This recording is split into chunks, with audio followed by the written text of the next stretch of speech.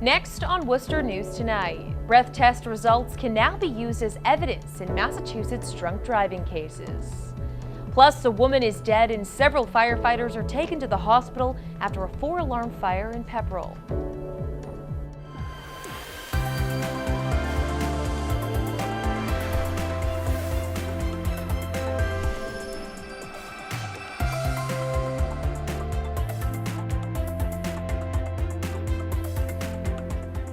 Good evening and thanks for joining us. I'm Anna Botari.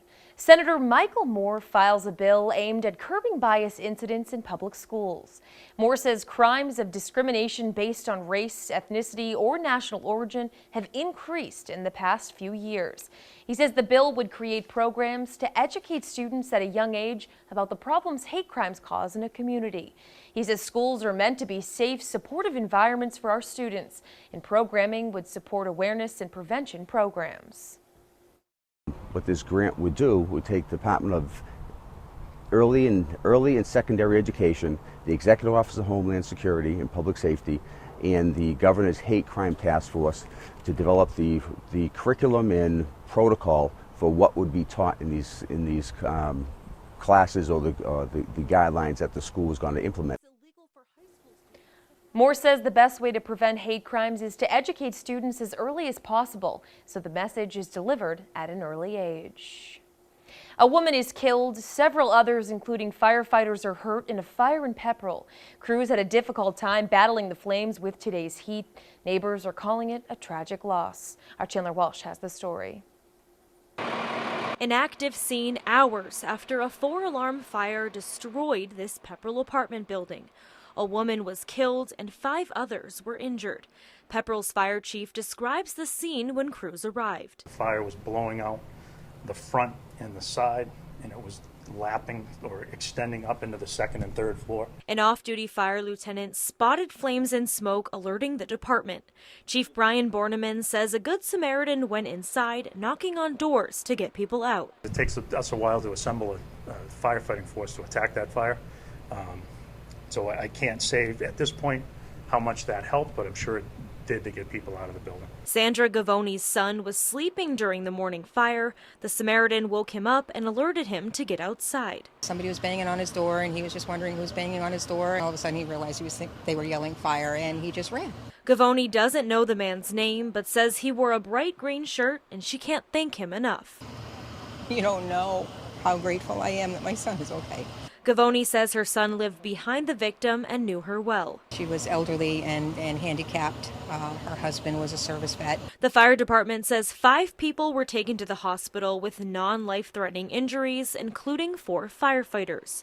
Chief Borneman says conditions were difficult. The heat plus the fire, the humidity, the initial crews only had so much, energy to attack that fire.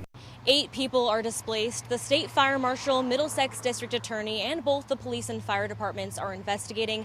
But the fire department does say they don't believe this fire is suspicious. In Pepperell, Chandler Walsh, Worcester News Tonight. The Massachusetts Department of Health is reminding people to check the label on their water bottle before drinking it. Harmful chemicals known as PFAS were found in bottled water from Haverhill-based Spring Hill Water, also known as Spring Hill Farm Dairy. They produce bottled water for several different store brands, including Whole Foods and Stop & Shop. The DPH statement advised pregnant women, nursing mothers, and infants to avoid the water, but said the PFAS levels in the water did not exceed regulatory standings. According to a Spring Hill spokesperson, their new filtration system was quickly installed on July 22nd, and all PFAS should be eliminated from bottled after that. The DPH warning only applies to water bottled before July 24th. Worcester police are investigating a stabbing at the WRTA hub Monday night. Officers responded to the area for reports of a fight at 60 Foster Street. When they arrived, they found a 37-year-old male with a stab wound to his back. Police say it appears the victim was arguing with a group of people when a fight broke out. The victim was stabbed and the group fled the scene. He was brought to the hospital with non-life-threatening injuries. If you have any information, you're asked to contact police. Results from OUI cases in Massachusetts have not held up in court for the past 2 years.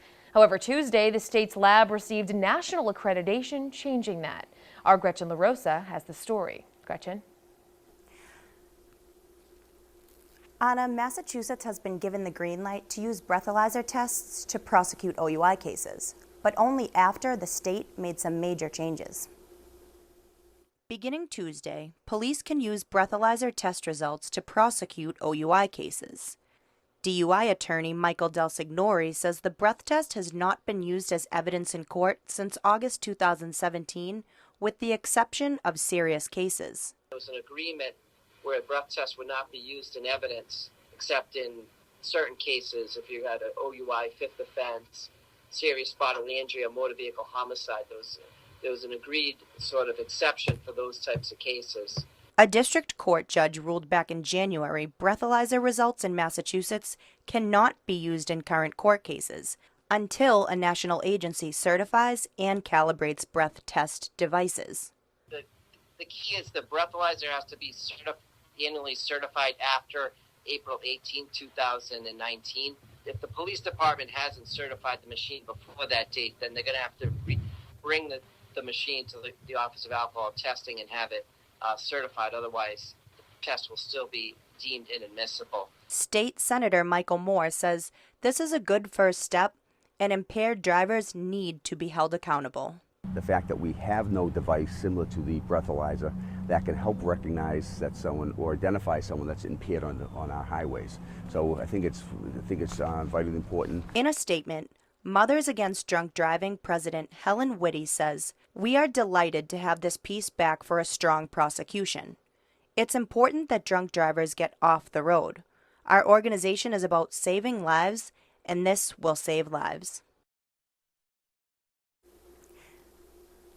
Now, while the breath test will be admissible in court, attorneys we spoke with say they can still challenge the results. Gretchen LaRosa, Worcester News Tonight.